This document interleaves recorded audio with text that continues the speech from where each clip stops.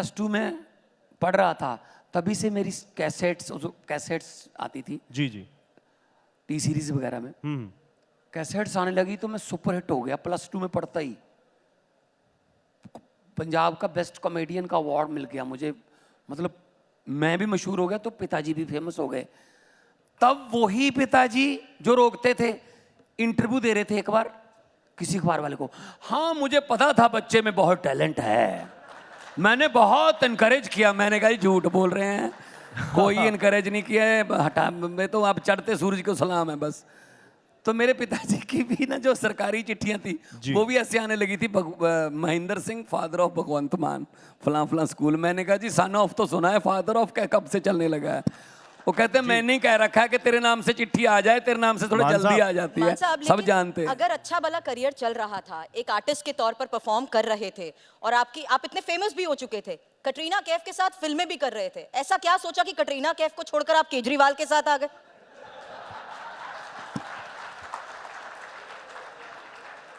देखिए,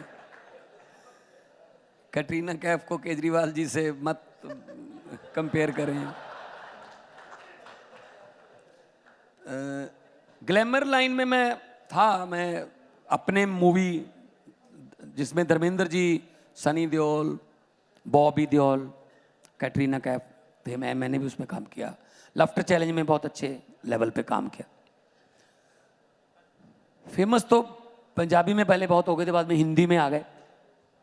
लेकिन मेरे मन में एक बात, क्योंकि मैं पॉलिटिकल स्टायर करता था, मैं स्टायर करता था सिस्टम पर, व्यंग्यकार में, तो मन में एक बात मेरे जरूर आती थी कि सिस्टम ठीक होना चाहिए। लेकिन मेरी सीडी से या मेरे सीरियल से लोग खुश बहुत हो जाते हैं, लेकिन सिस्टम में कोई बदलाव नहीं आता। मेरे पास वो पावर नहीं थी कि मैं डिप्टी कमिश्नर को या एसएसपी को कोई ऑर्डर दे सकूं कि ऐसा नहीं ऐसे होता है। तो मन में बहुत था कि कुछ करना है, क्योंकि अगर किसी फसल को कोई कीड़ा या सुंडी लगी तो बाहर से शोर मचा के या कोई पत्थरबाजी करके सुंडी नहीं हटेगी। उसके लिए तो पंजाबी में कहते हैं स्प्रे दी ढोली मोढे ते रख के अंदर बढ़ना पैंदा। अगर गटर साफ करना है तो गटर के नीचे उतरना पड़ेगा।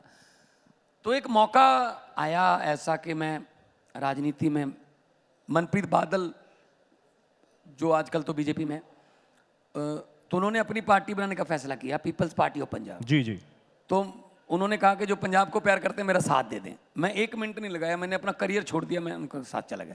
बाद में वो कांग्रेस के साथ चले गए। इन द मीन टाइम आम आदमी पार्टी आ गई। तो 2014 में मैं संगरूर से लड़ा और पहली इलेक्शन में हार गया था 2012 में।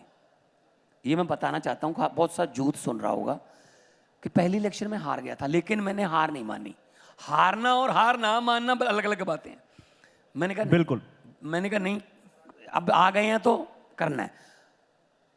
तो कई यूथ जो है ना वो अपने एक फेलियर को मान लेते हैं बस। बिल्कुल सही कह रहे हैं आप। एक हाथी था, बहुत पावरफुल है, हाथी शक्ति है बहुत ही कमजोर रस्सी से उसको बांधा गया था महावत में। तो एक बंदा आया, कहता तू बहुत बड़ा रिस्क ले रहा है, ये तो रस्सी इसका एक आधे सेकंड का काम नहीं है, ऐसे कर दिया इसने रस्सी टूट जाएगी। इतनी कमजोर रस्सी से तुमने बांधा हुआ है इसको, तू रिस्क ले रहा है, इसको बड़े बड़े संगल जो होते हैं वो लगा दे, चेन लगा दे।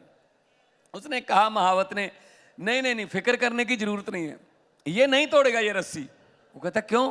कहता जब ये छोटा होता था ना तब भी मैं इस रस्सी से बांधता था इसको, तो इसने 2-3 बार ट्राई की रस्सी तोड़ने की, तब ये रस्सी उससे टूटी नहीं, क्योंकि उसमें उतनी शक्ति नहीं थी। लेकिन इसने अपने मन में ये बात इसके मन में बैठ गई कि ये रस्सी मुझसे टूटेगी नहीं कभी, मैं फेल हो चुका हूँ रस्सी तोड़ने में, इसलिए ये ट्राई नहीं कर रहा, ये ट्राई नहीं कर रहा अब। इसलिए मैं कहना चाहता हूँ, यूथ सुन रहा है, एक आध अगर फेलियर भी हो जाए ना तो इसका मतलब ये नहीं है कि वो आपकी किस्मती हो गई, बस आपकी जिंदगी वही हो गई। बिल्कुल, आप ट्राई करो, हो सकता है वही टेस्ट जो फेल हो गए थे वही टेस्ट पास करने की काबिलियत आप में आ चुकी हो। तो इसलिए कोई कहे कि भगवंत मान पहली इलेक्शन हार गया था तो मैं अगर छोड़ के चला जाता कि नहीं इलेक्शन मेरे बस का बात नहीं है, मैं लड़ा, 2014 में एमपी बना, 2019 में एमपी बना और दिग्गजों को हराया बड़े बड़े, और 2022 में सरकार बनी तो मुख्यमंत्री आ गए। दिग्गजों की आप बात कर रहे हैं मान साहब। तो मतलब ये है कि ना तो कोई तरक्की की उम्र होती है, बिल्कुल सही ना बात है। कोई सपने चुनने या बुनने की उम्र होती है। अब्दुल कलाम जी ने कहा है कि सपने वो नहीं होते जो नींद में आते हैं, सपने वो होते हैं जो आपको सोने नहीं देते। तो इसलिए सपने बुने। और आदमी बड़ा सालों से नहीं, आदमी बड़ा ख्यालों से होता है। क्या बात है। शहीद आजम भगत सिंह 23 साल की उम्र में शहीद हुए, आज भी वो 23 साल के ही हैं।